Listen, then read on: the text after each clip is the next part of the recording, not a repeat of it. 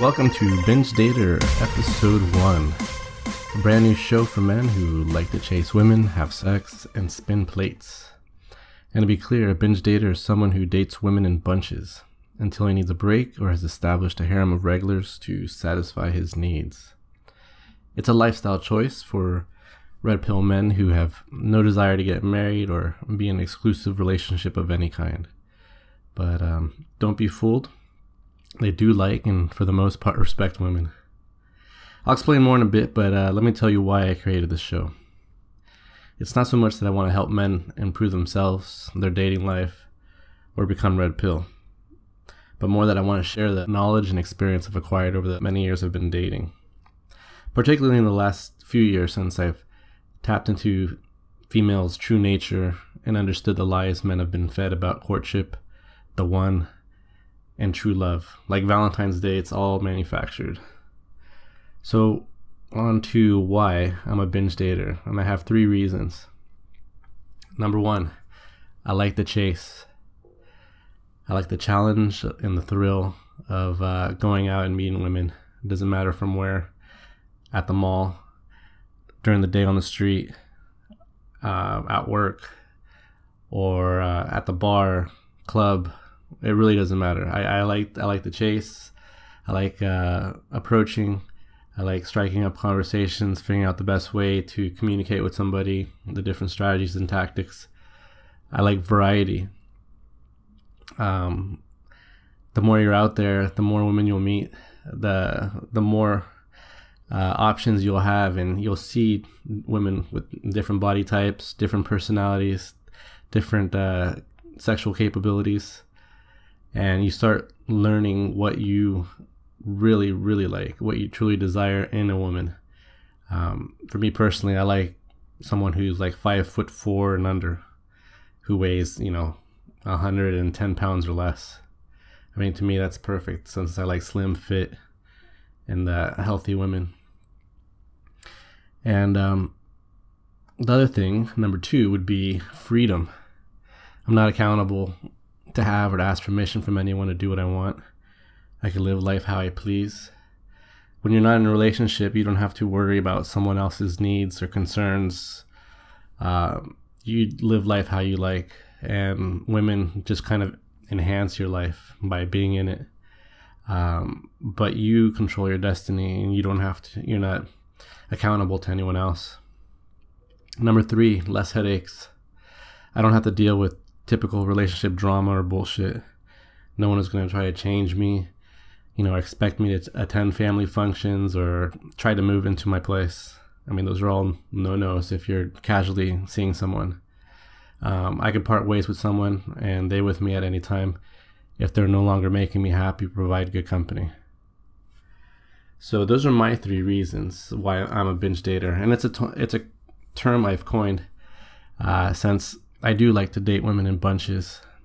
I have a busy life, but I do spend a good chunk of that a day going after and pursuing women, and that leads to dates, which leads to multiple dates with either new people or some new people and some of the same.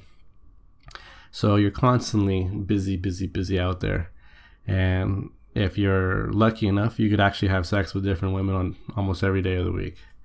But realistically, it's probably a few women, a few times a week. So, and maybe I should give you a quick background about myself before I conclude.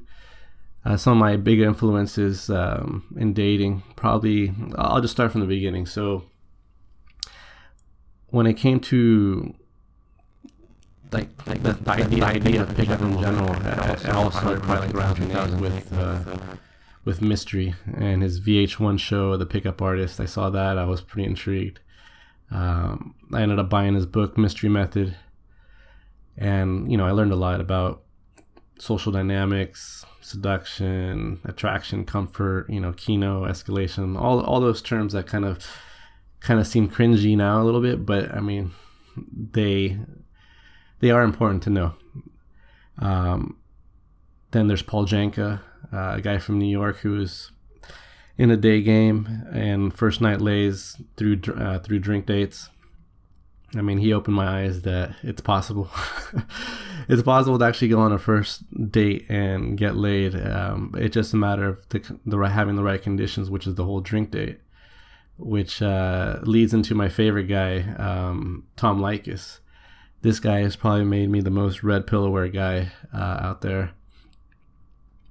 And the funny thing is, I only was introduced to him maybe a year and a half ago, and I was just by accidentally stumbling on a few posts on the Roosh V forum about Tom Likas. I'm like, who is this guy? And I checked it out on YouTube, looked at his other videos, and then I got hooked. He still has a radio program now, but it's been going on since the early 2000s, and I don't know how I missed it, but I highly recommend listening to his Likas 101 rules. And then two other guys. Since I kind of mentioned Roosh V forum, you have to mention Roosh V. He's a kind of a controversial figure, but he's kind of tough to take at first, and I actually really didn't like him in the beginning. But you warm up to him and his thoughts, and there's some truth. Well, there's a lot of truth into his postings. So with everything else, you kind of gravitate to people and ideas that are congruent to you.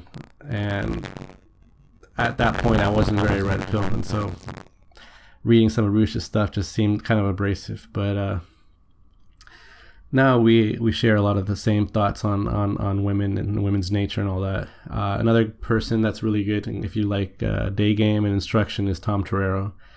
I would say he's pretty solid. He has a really good rep for teaching day game and concepts. His thing is the London day game model, which I think he's renamed to something else.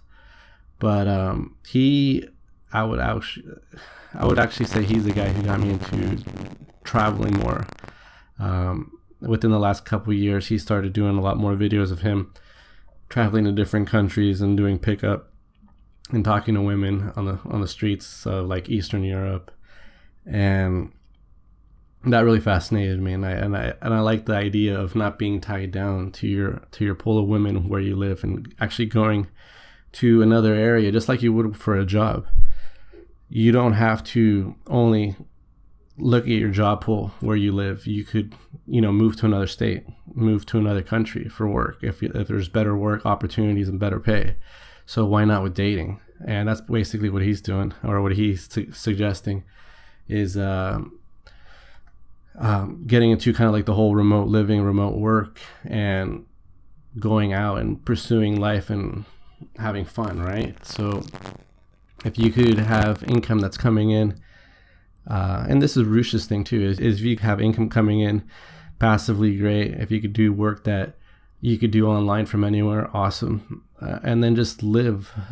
And this is a 4-hour work week concept too, is just living where your dollar or your whatever your currency is goes further. And taking advantage of that, and the advantage of the dating market, and meeting the type of women that you want and who are actually attracted to you. So right now I'm in Southeast Asia, and I'm like the hot commodity because I'm different than the rest of the guys. It's not so much the whole white god concept, and I'm not actually 100% white anyways, but it's they just treat Western guys different here in Southeast Asia. So I mean, let's get into this another time. So let me just wrap it up by saying that binge dating is fun. It is a dating lifestyle, but it's also a lot of hard work because like I said, you're on that hamster wheel of chasing women every day. It's up to you if you want to do it every day, but if you enjoy it, you are probably doing it every day in some form, be it online, through Tinder, or out on the street, casually meeting people. But you have to manage your relationships. Some guys believe you just have sex with a girl and just leave them. I don't really go for that unless this person is someone I really don't want to see again. If it's someone that I like and enjoy, I have to decide after a few dates, do I keep them or drop them? And if I keep them, I'm basically adding them to my harem, or like some guys like to call, spinning plates. So she'd be one of my new plates. But all that takes skill, and that's another area that a lot of guys don't talk about, or a lot of dating coaches and instructors. They focus too much on the lead generation. They don't focus on actually closing. Closing to them is getting a number, or maybe getting that first date. Closing to me is actually having sex. So it doesn't count, just getting someone's number. That's bullshit. Getting them on the date, showing them a good time, having sex with them, getting into bed, seeing them again, adding them to your harem as a plate. That is the goal. And if you want to have long-term success at that, I suggest you continue listening. And I hope this series goes on for a long time. I'm thinking about doing it near daily, probably just on the weekdays. So subscribe.